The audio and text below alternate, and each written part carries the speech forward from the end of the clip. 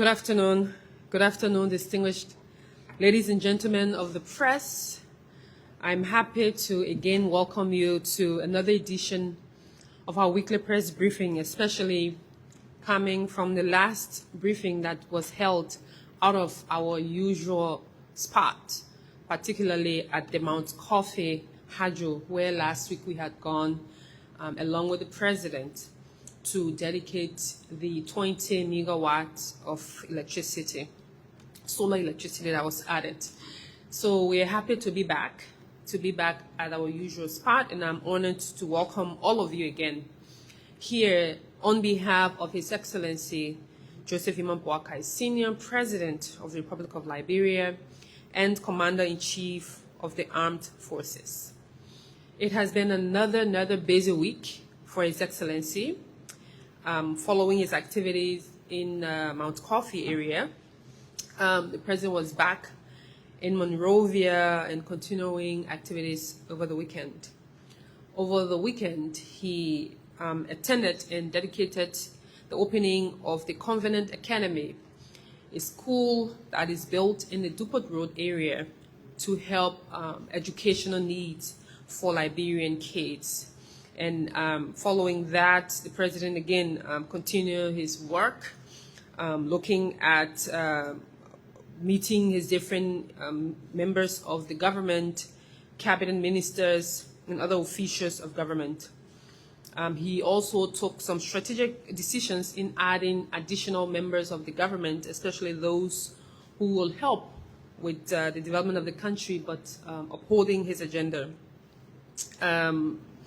Talking of that, he did appoint the vice chairperson, the executive vice chairperson of the Liberia Anti-Corruption Commission, and this followed a rigorous recruitment process by members of the committee. That's according to the LACC Act of 2022 that sets the benchmark as to how members of the leadership can be appointed or nominated.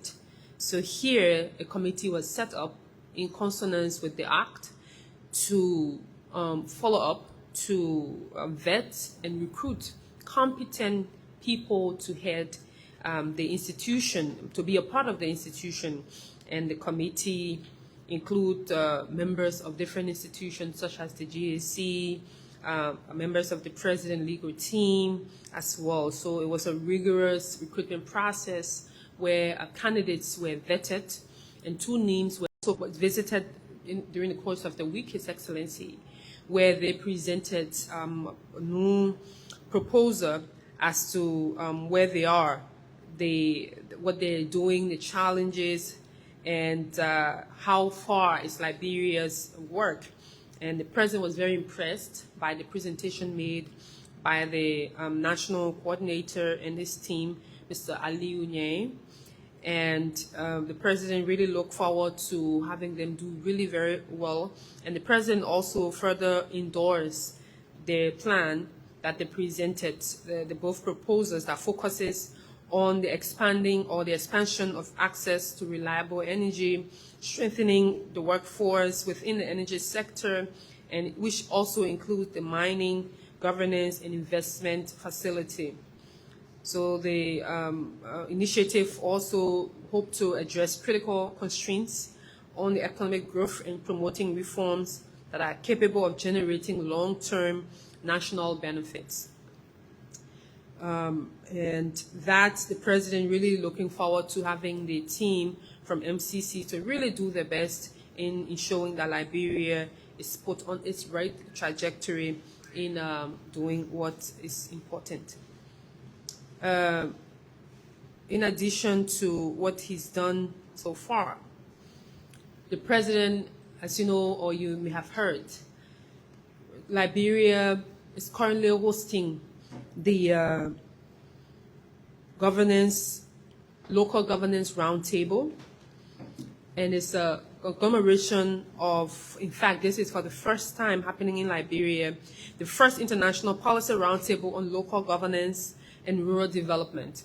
Our president did speak at the occasion, at the opening, presenting the keynote message to talk of our focus on local governance and decentralization.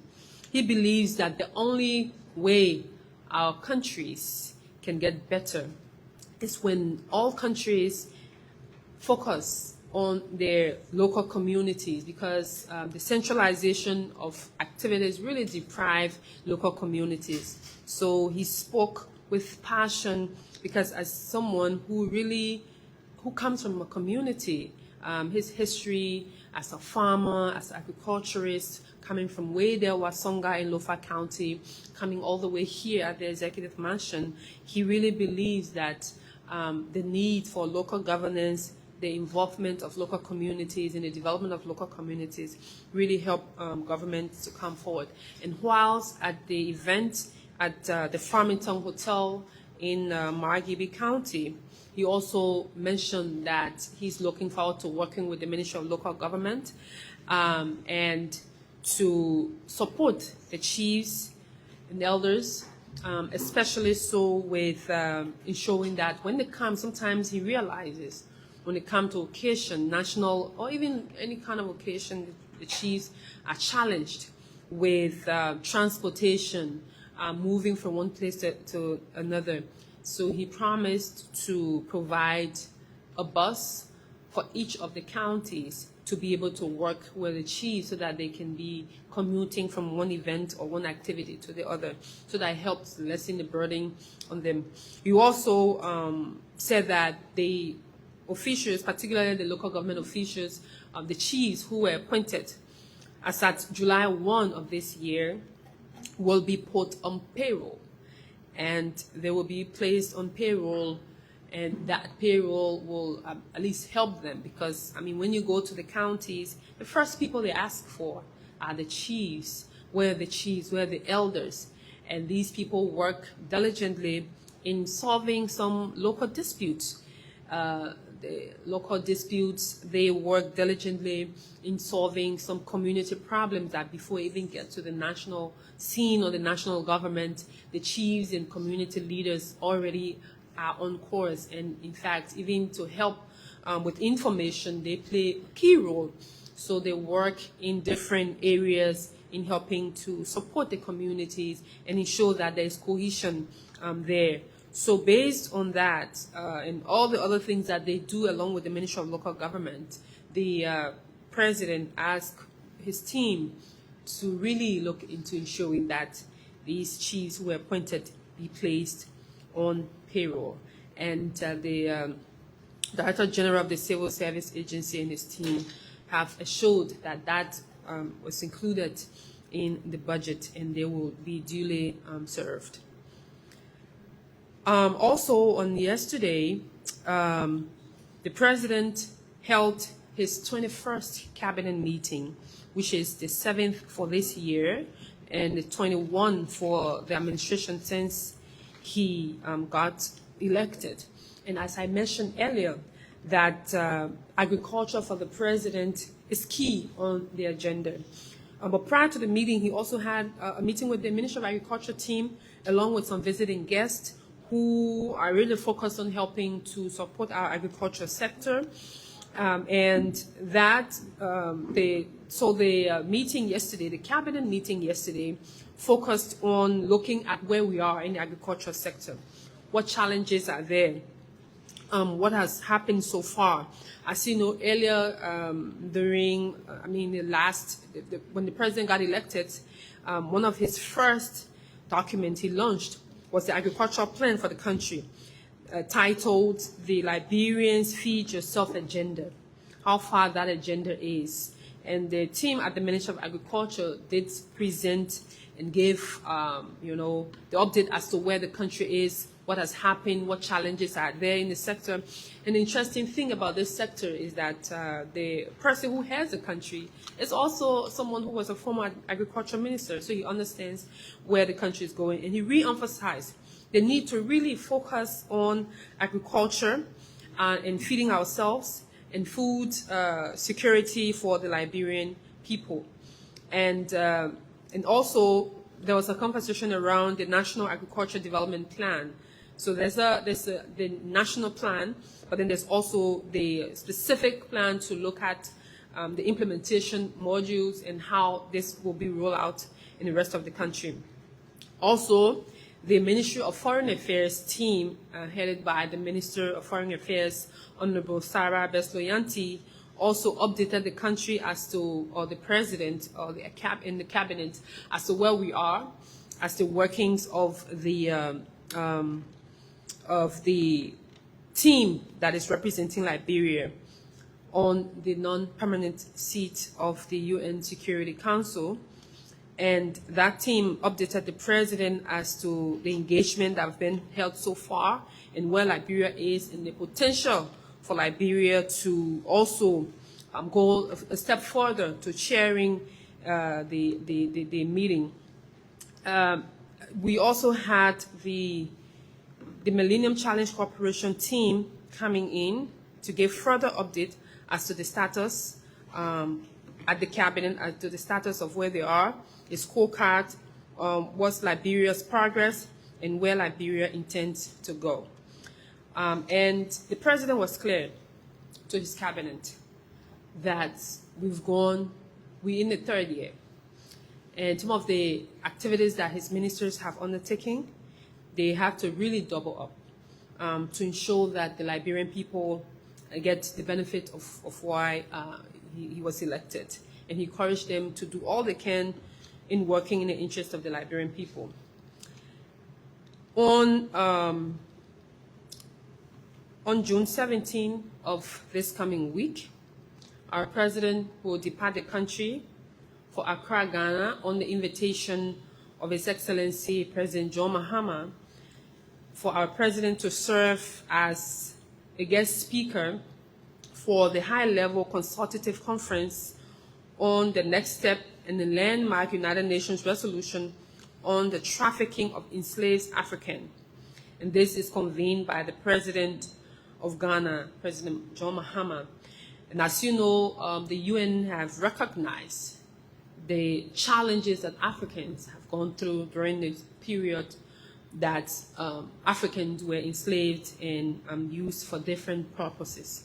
So beginning the conversation and having our president serve as a keynote speaker, it puts Liberia in a better place, because Liberia also served as a passage or part of that Atlantic slave trade back then, and the need to even begin the conversation around reparations, around recognizing that those kinds of challenges that happened in the past have no place in our world today, but more so to take accountability of what went wrong and how to ensure that Africans benefit from their continent beyond what. So the president leaves on the 17th of June, which is on Wednesday, and he will return on the 20th of June, which is on Saturday. So thank you, and I look forward to taking your questions should you have, and have a good afternoon.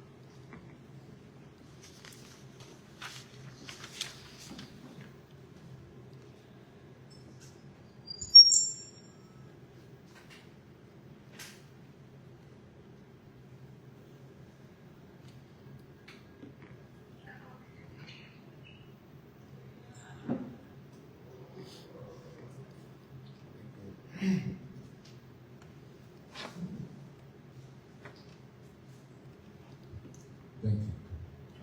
Madam PPS, my name is actually from the LGF. I listened to cooperatives you talked about, and I just want to ask a few questions.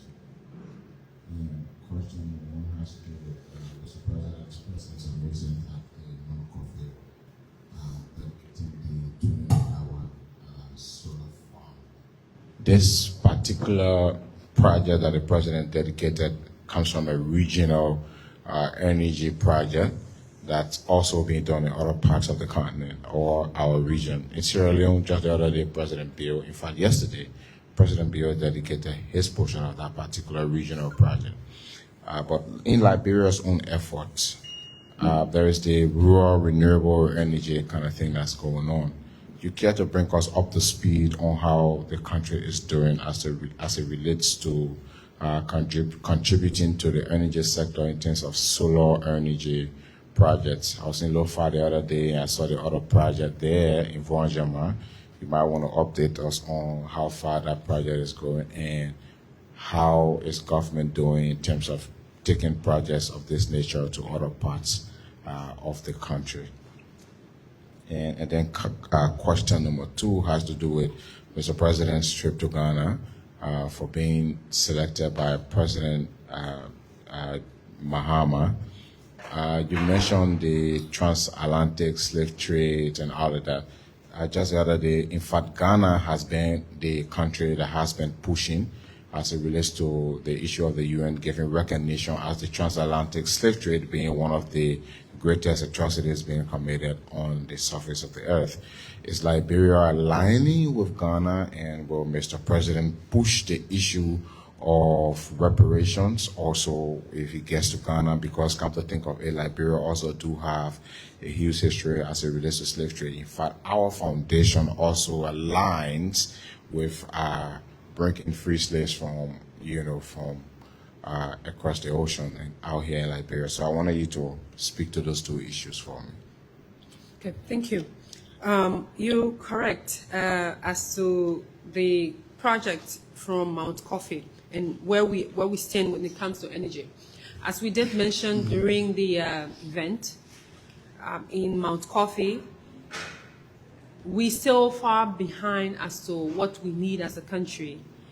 What we have currently with the updating of the turbines, one that was broken down and has been repaired, coming back to its full capacity of providing 88 megawatts of electricity, in addition to the 20 megawatts that have been added, in others. As this project being a part of the regional electricity. And as you know, during the event, there was also the signing of the second portion of the energy, of the solar energy project to ensure that we can add additional 10 megawatts to the 20 megawatts to take it up to 30 megawatts. Even at that, we still need more than we have. And for the president and his team, that's why you see a number of different things happening. And that's, as you've asked as to where we are with the sector. Even with the conversation around the Millennium Challenge Corporation, significant portion of that project is focused on electricity and energy, development. So the country and the president is really keen because, Anthony, there are lots of things that tie into electricity. All the sectors are tied into electricity, from transportation to agriculture to education, and the need for energy is, cannot be overemphasized. So even when the president went to Nairobi recently, that meeting also spoke about the need for, looking at Africa's, energy bucket and where we stand. So regionally, where we are and what we need to do, the president team, both within the sectorial management team of the different areas, whether it's LEC, it's a Ministry of Mines and Energy, in all sectors. We're really on top of it in terms of strategically planning on where we're going. As you know, even in Nairobi, the president did, the government, while the president witnessed the signing of another plan, a memorandum of understanding where issues of electronic or energy implement will be developed here in Liberia, such as transformers, wires, and other, electricity and other items relating to electricity. So all of those are all driving towards ensuring that Liberia has a better electricity, and that we can, even if not getting to the 100% as needed, but at least close to that. And the president is very clear on that. As to the question of aligning, whether Liberia aligns with Ghana when it comes to the issue of reparations and looking at where we are, of course. Liberia and Ghana share similar history. As you know, we're both on the West African coast. History has it that Liberia also was used as a transit point as part of the transatlantic slave trade. And even with this ascendancy as non-permanent member of the United Nations, non-permanent of the United Nations Security Council, Liberia stance is clear. Liberia aligns with the rest of Africa, and we've had this conversation here where the conversation around Africa having a stronger voice and having a key role to play in the bigger picture of the United Nations, and just even not just being a non-permanent member, especially a continent with a number of different countries that contribute massively to the United Nations. Nigeria alone, Nigeria's population alone, if you add the rest of the continent there and what they've contributed to the United Nations, it says a lot. So Liberia is part of the bigger Africa agenda, inclusive of Ghana, to really put Africa, in fact, bigger and broader. Now, part of the conversation that Ghana is also leading is to really see Africa as a bloc and not just look at it as a West Africa, Central, or have those regional blocs. Why the regional blocs are important to build consensus, but the global African bloc is important, and that's the agenda that Ghana is pushing, and that's the agenda that our team from the Ministry of Foreign Affairs leading this effort, along with Ghana and others, to really see how Africa can take her stands and take her place amongst other continents, especially when it comes to issues relating to the United Nations. I've got Anthony Williams here again, Madam. I've got two issues to mention, and one of them has to do with the level of the UN Security Council. Just the other day in the cabinet meeting, the president, in fact, the UN Security Council was one of the issues that was discussed. Liberia will be chairing the council, and the presidency of the UN Security Council is rotational, and by December we will be the ones in that seat. What's the message are we taking as a country, and especially since this has reached Mr. President already in the cabinet meeting? Then my second concern has to do with a trendy Nigerian clergyman, or a pastor, if I may name it that way, that has been making prophecies. And if I can't find the right word, but a lot of what this particular Nigerian clergyman has or have been saying have been regarding the presidency. Specifically, he mentioned His Excellency President Boakai, and also made mention of the country in his term, using the word confused. Has this reached His Excellency's desk? And if you may know, there have been fake content on the internet being used to throw more jabs at Liberia about this Nigerian or clergyman's assertion about the country. In recent time, you might have followed, I don't know if this is even authentic, that Liberia have written Nigeria to look into this particular clergyman's assertion that he has been making about the country. Has this reached Mr. President, and is he concerned? Well, as with many things, I will start with the other question about the Africa agenda when it comes to the level at the UN Security Council. And then I'll talk very briefly without giving serious attention to the clergyman, or the alleged clergyman. So at the level of the UN Security Council, Liberia aligns, and when Liberia takes a seat, by the timeline, the work is currently happening. It's really a very serious work. Liberia aligns with the rest of Africa. Liberia is there, not, even though yes, it's a country, it's Liberia, but Liberia is there, not there for just Liberia. Liberia's interest is the interest of the continent, is the interest of the region. So issues around a One Africa agenda, a very strong Africa, and that Africa is seen as an equal member of committees of continents and bodies within the United Nations. And that is how Liberia is moving. Also re-emphasizing the point that Liberia has made continuously on multilateralism. And Liberia sticks with the agenda, a united Africa, and that Africa will play a key role within the United Nations, just beyond an observatory role or a non-permanent role. And that's what Liberia will be pushing for. As to the leadership or at the Secretary General level, the consultations are getting tense, the consultations are happening, but Liberia, again, will align with majority of the African continent, members of the African continent and members of the African Union, because again, the interest, and again, it's not really whoever heads or whoever becomes the Secretary General of the UN. It's really not about the individual person. It's going to be about the interest of the continent, the interest of those member states, and the interest of what the Secretary General will really see to unite and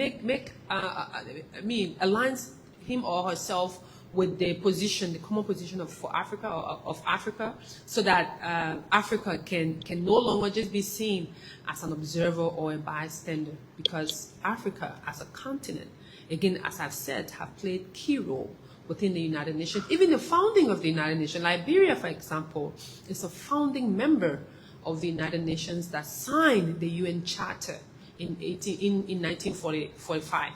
And, based on that, what Liberia has done, and other continents, other countries, and the role that Africa is continuously playing, it's important that we as a country will have to see, and then Africa will also align and ensure that the voices and views of the continent matters for whoever becomes the Secretary General of the UN, and that's the position of Africa. So, Madam, before you go further, I was more concerned about chairing the Security Council, and not necessarily the Secretary General position, because in December, according to the Ministry of Foreign Affairs, the Ministry of Information, Liberia sits in that position comes December to chair the Security Council. Mm-hmm. So that's what I meant. I know we represent the continent, we represent the country also, but I was basically concerned about, especially from Mr. President's angle, as to what message are we taking at the level of having the opportunity, if I can,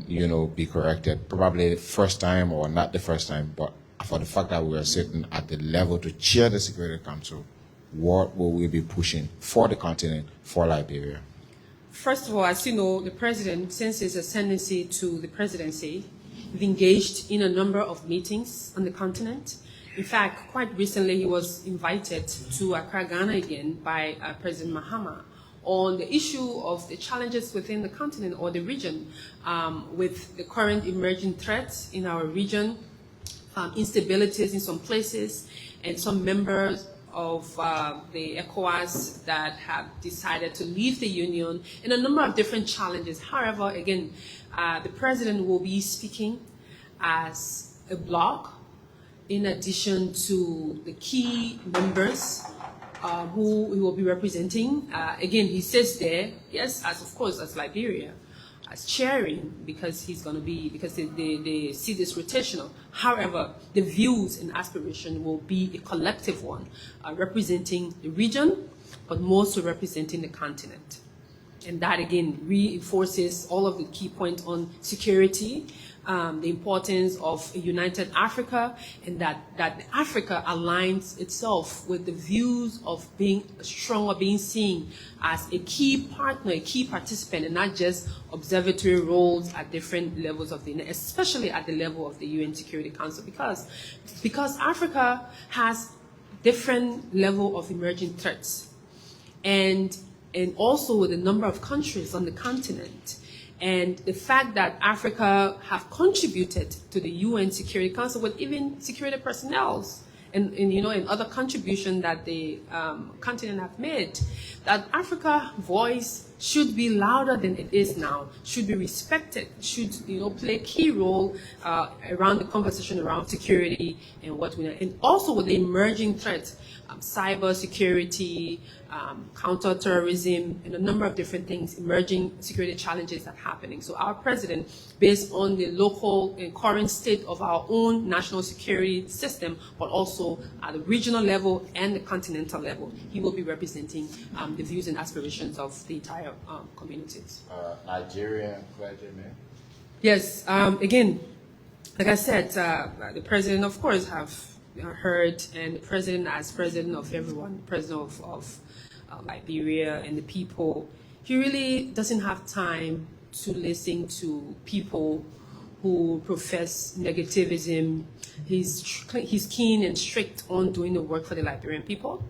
Liberian people gave him a 6-year mandate. He's gone 2.5. He's doing his best. The people of Liberia are the ones who are feeling the development initiative of the president. They're seeing the stability to some extent of electricity. They've seen the availability of rice on the market.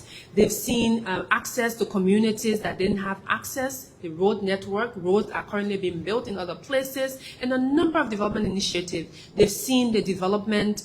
You talk right now, we've had a good conversation around the foreign policy, where Liberia stands at the level of the national security of the world, or even the United Nations, and the president will be going to Accra based on invitation from the president of Ghana to also talk more about the situation on the continent. So if the president wasn't doing well, if the president wasn't doing a great thing, or he was not contributing, or the Liberian people were feeling the pinch, despite the challenges that we have, people would not be calling. Liberia wouldn't have even been voted for as a non-permanent member of the Security Council, you know.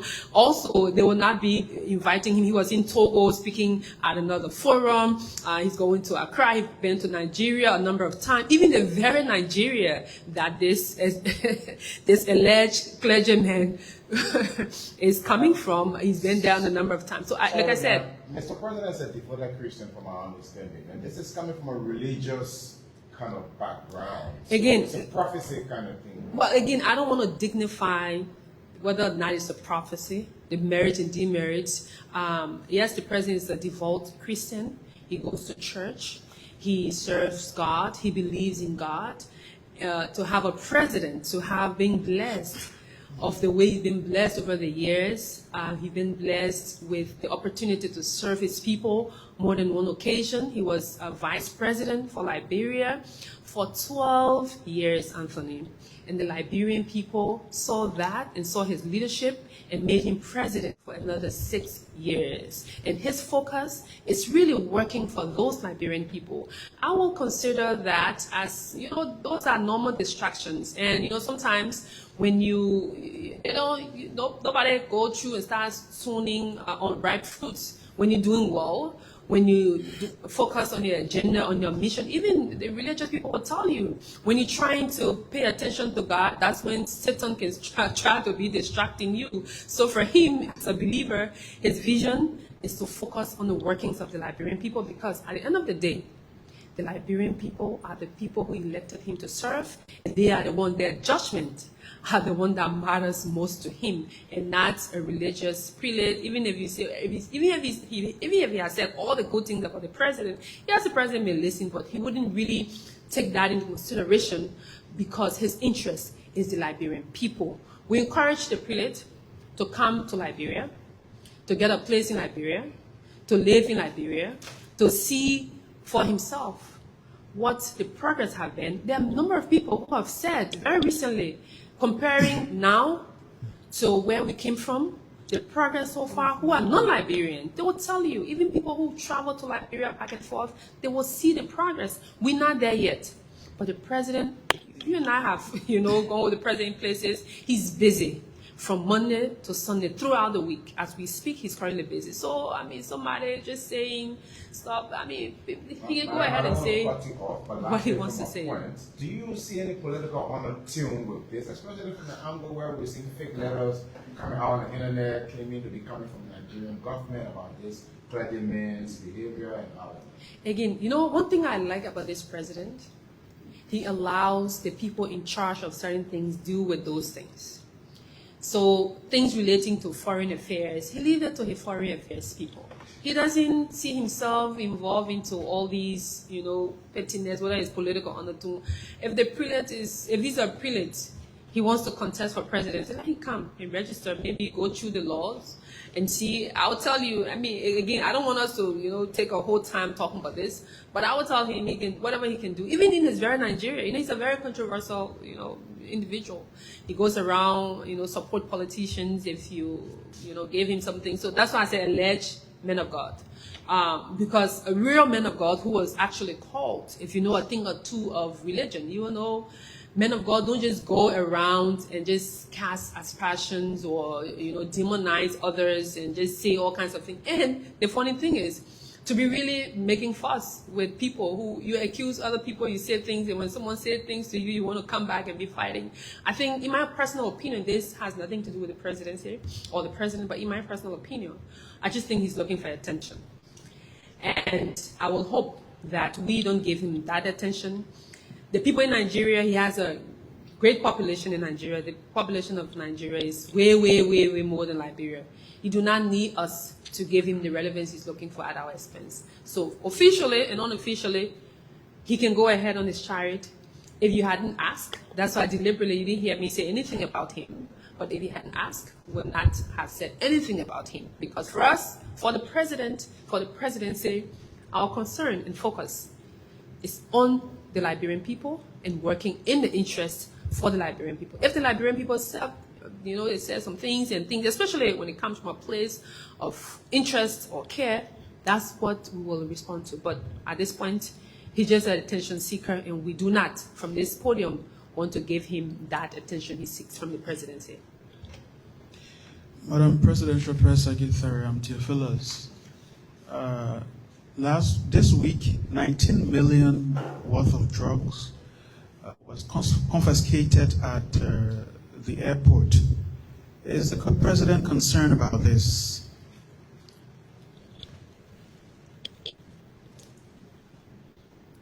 Oh, absolutely. The president is very concerned about the situation of drug addiction, drug availability, presence in our country. And as you know, when he was elected, within the first few months of his administration, he led a major campaign of firstly taking the drug test, setting up a committee to really work with issues relating to that, and he's clear on that. So whilst he's been briefed by his security team, and they're looking into this matter, he's told them that he really has key interest in this. So they're briefing him as to where the investigation is going. But yes, he's very concerned about this, and he's going to do everything in his power to make sure perpetrators are brought to justice. So he's giving his team the opportunity to do their work, to do the investigation and come up with the findings. But people are raising concern now as to why LDA is holding a hold of those individuals' names. Well, LDA has her own module operandis or SOPs, standard operational procedures. They have different ways in which they investigate. If they believe that at this point it's too early in the investigation to release names, it's up to them. They know why they're saying that and why they're doing that. But the hope is that at the conclusion of the investigation, they will release the necessary information. Theo, the other thing about investigation and the interest of the Liberian people, generally, our population, we just want answers. It's good, but from security perspective, there are different ways in which you show that you get answers, because you don't want to compromise the investigation. And we'll leave it to the experts, let it do their work. But I can tell you for a fact that the president is very clear on his fight against drug. And in fact, the fact that the security team was able to get to this point of confiscation, to get a hold of these substances and to bring it to the limelight, it shows that the security team are really working, and the team at the LDA are doing their best to be able to, get the proper process and information to do this. Because before now, you may just have heard, but the fact that the team was able to, catch this, it means the vigilance is high. The different team, they're on, their game is showing that it happens. But yes, he's concerned about it, and he's looking forward to getting the back. And we'll just encourage the community to cooperate. Anyone have any information, to cooperate with law enforcement agencies, and to also encourage the people to allow the experts, to allow the LDA and others do their job. Because at the end of the day, the president holds all of them at high standards, and that the information will come up and they will be able to provide the information as required. As at yet, they're using their own procedures, their own means in which they can investigate to get the information as needed. Okay. Thank you also very much, and I look forward to reconnecting. Do you have a question? Oh, yeah, okay. Sorry. Sorry, go ahead. So, My name is Anthony. Thank you for the presentation. During the last cabinet meeting, the president alarmed on the influx of undocumented Burkinabes in Liberia. Following that, the LRRC presented an estimated number of Burkinabes in Liberia to the president. Where are we with the investigation? Is there any investigation about how they hear, what they're doing? I'm told some of them are involved into illegal mining and farming. Oh, absolutely. In fact, the presentation made by the LRRC team, they talk more also about, they give a strategic plan and what they intend to do, how they're working to ensure that they're first of all documented and know where they are and what they're doing, who they are, the places they've occupied.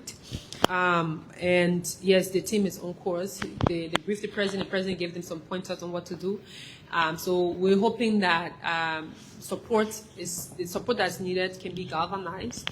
And the good thing about this process is that there are interagencies involvement, inclusive of the LRRC, the immigration, and our international partners, UNFPA, the French government, and others. So we're very positive that we're nearing a good outcome. And as to what's going to happen, the team will brief us, and then we'll let you all know. I just wanted to add quickly that this morning, I'm sure some of you have followed, the Executive Protection Service also arrested an ambulance driver this morning while the president was on his way to the church for a funeral. There was an ambulance driver of the Liberia National Fire Service who intruded in the convoy, particularly closer to the president's limousine. It turns out that this individual did not have any emergency that he was attending to, the ambulance driver, and neither did he have any patient or any individual on the vehicle. He intruded and came very close to the president's vehicle. And the EPS want us to also re-emphasize to the public and also want to thank the LBS and team for their continued awareness to the Liberian people as to the laws when it comes to intrusion or intruding into the motorcade of the president and other VIPs. This is concerning. It could have been a serious security situation today. However, the EPS again is asking all of us to really pay heed to the presidential convoy, and they will do everything in their power to protect the president and presidential members of the convoy, especially VIPs. The individual is called Mr. Prince Blair. He has already been apprehended. He's currently undergoing investigation with the Liberian National Police. The PSU unit also helped in arresting this individual, and he was turned over to the Liberian National Police for further investigation. So again, EPS wants us to remind all of you, including all motorists, to exercise caution while operating vehicles on public roads and to comply with traffic regulations governing the presidential motorcade and other protected convoys. The service emphasizes that any conduct perceived to be a threat to the safety of the president or members of the presidential entourage will be addressed promptly in accordance with law. So we also want to add that all of us, when you hear a presidential siren, kindly heed to the laws. That is by moving away from the road. And do not try to intrude, except in very challenging circumstances where, particularly, you have a very high-level emergency, especially when it comes to ambulances and whatnot. But the presidential motorcade takes precedence at all times, except there's a life and death situation. So please take heed. This individual, you have many lives today. Thankfully, there was no major hurt, but it was really, really, really bad. So intruding in the president's convoy is wrong on all fronts. And EPS want us to re-emphasize that to all of you. Thank you again, and do have yourselves a wonderful afternoon. Bye-bye.